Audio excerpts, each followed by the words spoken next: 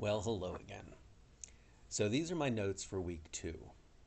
This week, we begin with a greater overview of two specific theories, the psychoanalytical and feminism. And we start, once again, with some Freud. This selection from group psychology and the analysis of the ego primarily works for us to set down some basic definitions. These are really important to get so that you see what some of our other authors are talking about this week, and in the future for when we specialize exactly on the psychoanalytical, so that you'll understand what they're talking about as well. Freud provides three important points in this selection. First, he talks about the two ways that people interact with one another. This is through identification and through object choice. In this selection, Freud shows a very clear example of how identification differs from object choice. In identification, we want to be the person we observe. This person becomes a goal for modeling ourselves, for becoming. In object choice, we want to have the person we observe. A social relationship with this person becomes a goal. Identification then equals being. Object choice equals having. In explaining identification and object choice, Freud also works through how the Oedipal connection should operate. And this is such a fundamental idea in psychoanalytical thought that it's critical to understand. Freud posits that identity formation begins in childhood by identification with a parent. Boys desire to be their father. This means that they model their behavior after him, to do as he does, to possess what he does, in order to be him. In a traditional family, one of the primary things that the father will have is a partner in the form of the child's mother. In order to be the father, the boy feels the desire to obtain the same object choice as the father, to enter into the same relationship with the mother as the father maintains. Because of cultural restrictions, the boy becomes conflicted by his desires, but well-adjusted, functional adulthood is attained by coming to terms with these desires and channeling them into a productive vein, by the now grown boy entering into a relationship with another woman and establishing himself as the father within a different context. As stated before, Freud did tend to stress the role of the male gender, but the situation is presented in a similar, if slightly demeaning, way for the identity formation of women. So that's well and good, but I'd like to offer two really big examples of psychoanalytical thought actually shaping literary theory. The first critic I want to mention is Peter Brooks. Brooks has had a very distinguished career at Yale and Princeton and published extensively through the last half of the 20th century and on into the 21st. In 1977, Brooks wrote about something he called the master plot. Subsequently, in Reading for the Plot, that's from 1984, he developed his ideas extensively. Brooks looked at the bedrock plot for so much of our literature, the Bildungsroman, and that's the novel of personal growth and discovery, and described how what goes on in such novels really parallels the patterns of identification, object choice in the Oedipal conflict described by Freud. One of his examples is Great Expectations by Charles Dickens. Pip, as you know, has no standard family, but he does have some very complicated relationships with a lot of other characters. Nearly all of these relationships can be described in terms of his wanting to be like others or to be in a relationship with others. And a central plot point revolves around Pip being thwarted in obtaining his object choice, a pivotal part of the maturation process. Because the Bildungsroman is so widespread in our literature, Brooks sees it as a means for us to play and replay our own Oedipal history in fiction, for fun. The second critic I want to refer you to is Harold Bloom, another extremely distinguished author and professor at Yale. In 1973, Bloom published a book called The Anxiety of Influence. The premise of this work is that when an author begins to write, they do so with other authors in mind. This is to say that before we write, we have read. And when we like something, our impulse is to create something like that, but at the same time original and unique. Bloom describes this conflict, identification with other authors, and the object choice of audience as paralleling the patterns of Oedipal identity formation. In order to be a great author, one must mature by dealing with this conflict in a productive manner, just as to be an autonomous person, one must deal with Oedipal anxiety within the family. Bloom actually lays out different ways that authors resolve the conflict with greater or lesser success, but they all hinge on the idea of there being a literary genealogy for authors, a passing of generations that is impacted by Oedipal-like actions between them. We move from Freud to Lacan and his mirror stage of formation as the function of the eye. As I mentioned, the Lacan reading should be taken together with the Freud reading, as the selection from Freud lays down some fundamental ideas, and Lacan takes them and uses them in a specific setting to convey his own message. Remember, Freud talks about how human interaction through identification and object choice works. Lacan talks about a very early stage of human development when the lines between the two choices are not yet articulated and the infant self first encounters an image of itself. Literally, that is what Lacan is talking about, putting a baby in front of a mirror. This is a moment when visual imagery informs the infant that he or she is a replica of the beings it already knows as mother or father. If you think about point of view coupled with the limited motor skills of the infant, you can see how this knowledge might not be entirely obvious. After all, if all of your experience is simply laying on your back and wiggling and flailing, how might you conceive what you are, what you look like? Now, think of this using those Freudian terms we learned. At first, the infant views itself developing an object choice for the delightful little being in the mirror. However, glad as the information is that he or she is whole, a person just like mother and father, the information is equally frustrating because the mirror image of the child cannot function with any practicality. It cannot give the comfort and fulfillment that the mother and father provide. This spawns the first intense need for identification, driven by the information that the self seems whole, but, as it appears in the mirror, but somehow it is subpar to everyone else. There are two important connections between Lacan and theory. The first one is not fully explored in our reading so far, but you might infer it from how Freud talks about things versus how Lacan talks about things. Freud emphasizes the biological. Essentially, it's all about sex and how we do or do not talk about it. On the other hand, Lacan emphasizes our mental consciousness and how it expresses itself. It's all about language and how we do or do not talk about anything important to us, which, includes sex. Once again, the emphasis moves toward how we express ourselves in words, how we are words, whether they are in our heads, on a page, or anywhere. And this provides a good deal of gravitas to the study of words that are meant to represent our lives, which is to say, literature. The other thing is that Lacan also deals extensively with how we know ourselves, how we construct ourselves within our world. Needless to say, this can be taken as a very close parallel for thinking about how authors construct characters within a story world. It can also reflect on how readers inhabit those characters and worlds.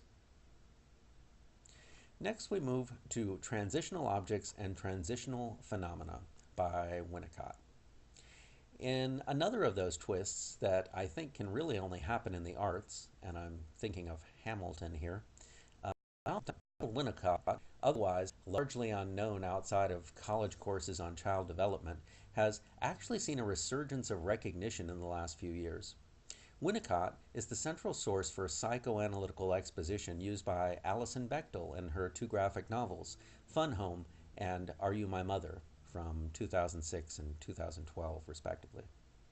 In the latter work, she actually depicts Winnicott as a character imagined by her protagonist, which is, of course, an avatar of her younger self. In this article by Winnicott, he continues to explore the moment identified by Lacan, which precedes the full development of identity.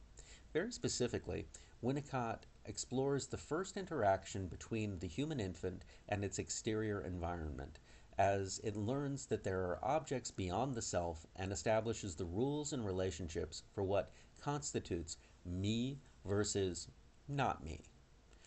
Winnicott begins by offering some reflection about how we exist as beings.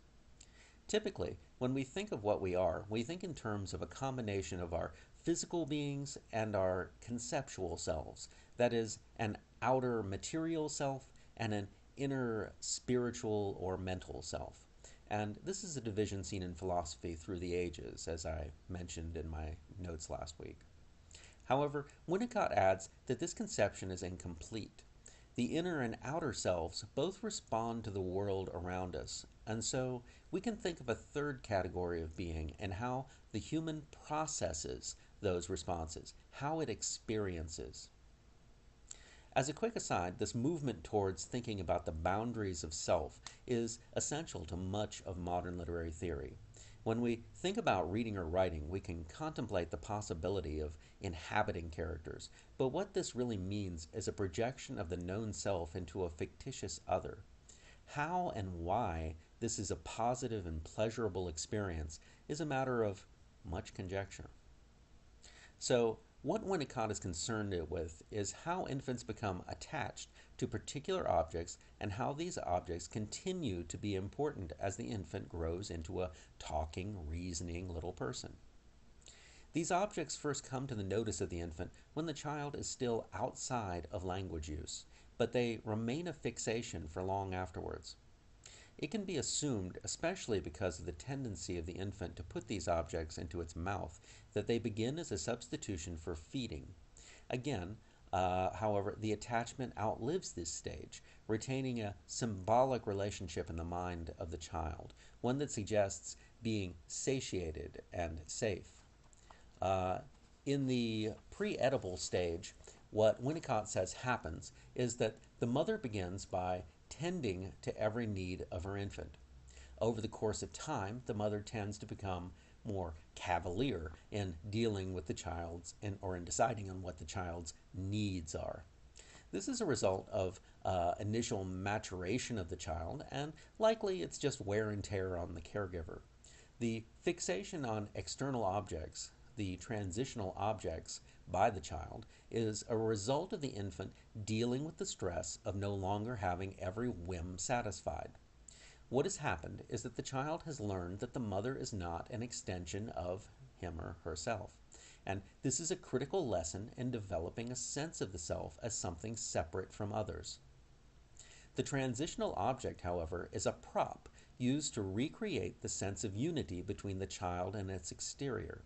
As the child grows and matures, the prop takes on symbolic value and, per Winnicott, may be the tool by which we initially learn about symbolism, something that is nearly inherent to our being, the ability to perceive reality and invent deeper meaning, as we do when we read and write literature.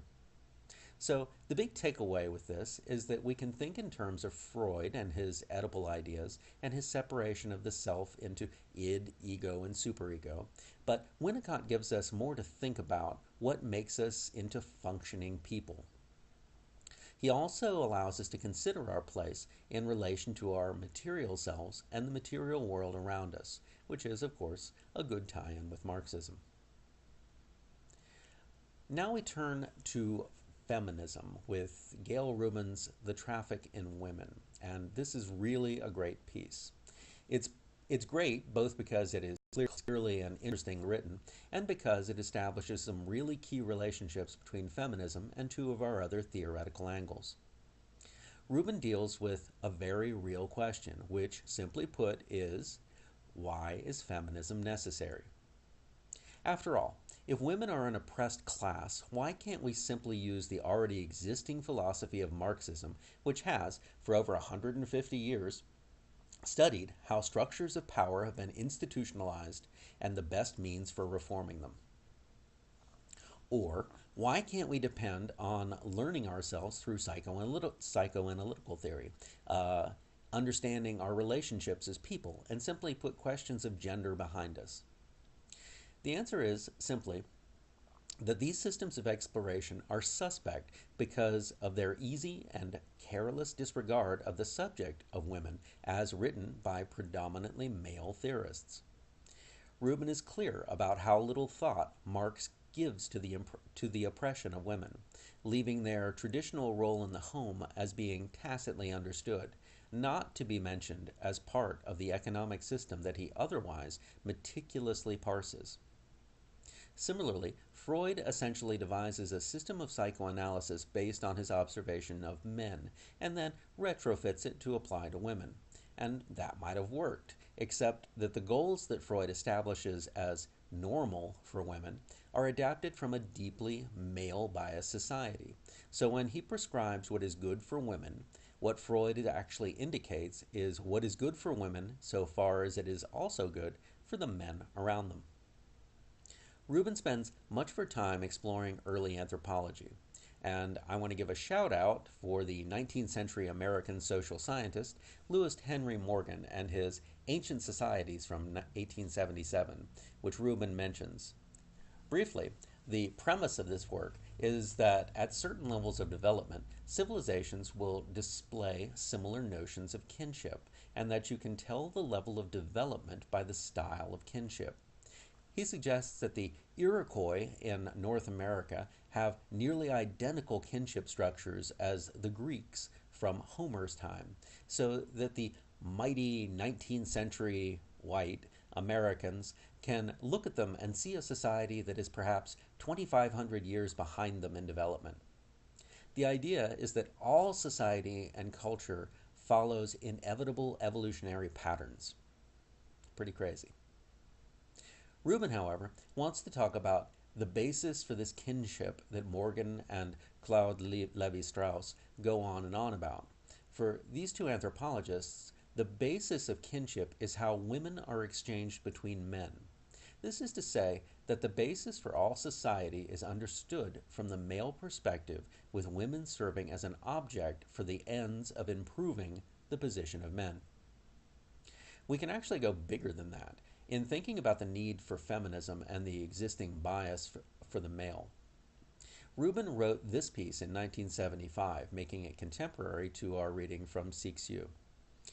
We can put these two together and think in terms of what these writers were pointing out, that the entire discourse of the world as we know it, from ancient times to the present, has been largely written from a male perspective, and with a certain central concern for recording that which was important to maintaining that perspective. Cixous speaks abstractly about this erasure of femininity, but Rubin provides real, concrete evidence for it. One important thing that Rubin also notes is the nexus of sex, gender, as an inadequate description of what ultimately is a social construct. This is a really key variant within feminism.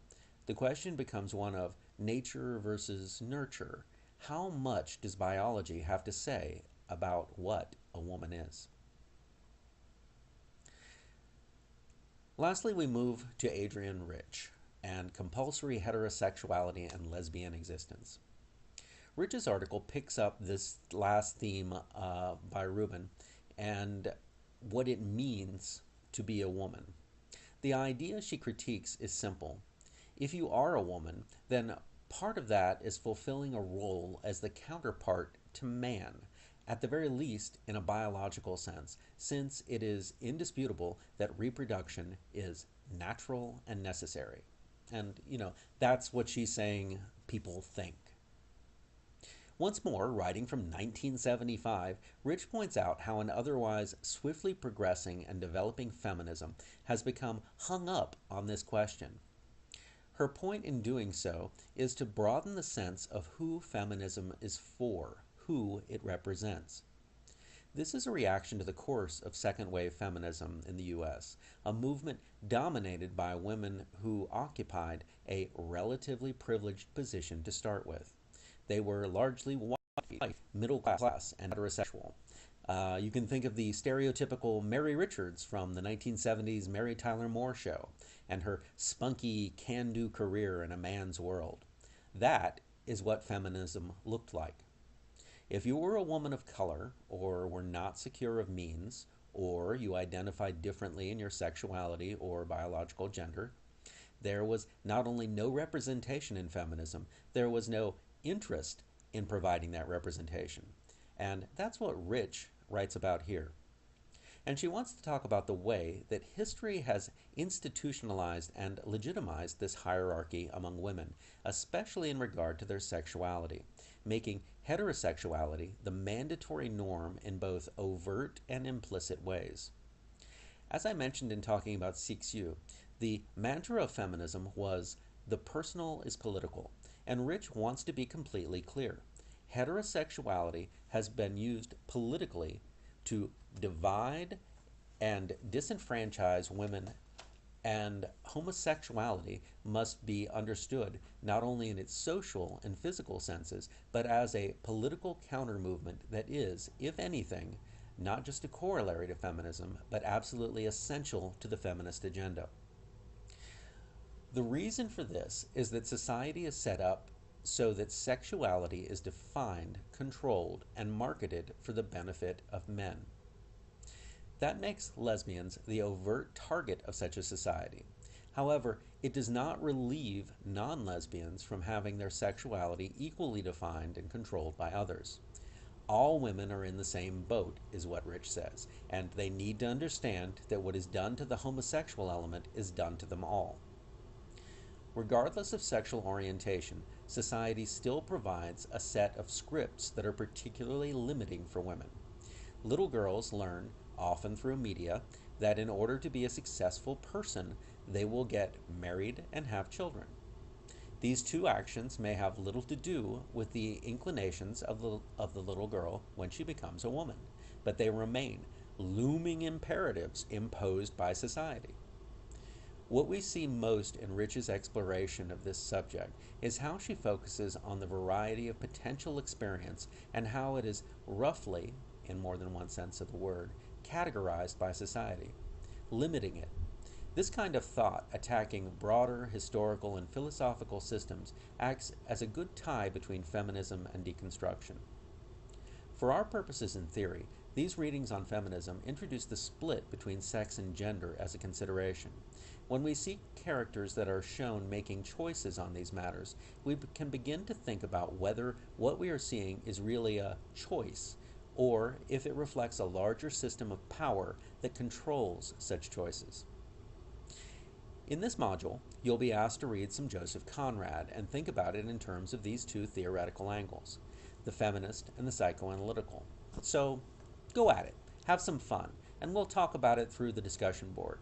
If you need help or are just unsure about these readings or anything else, write me, call me, let me know. We'll work it out.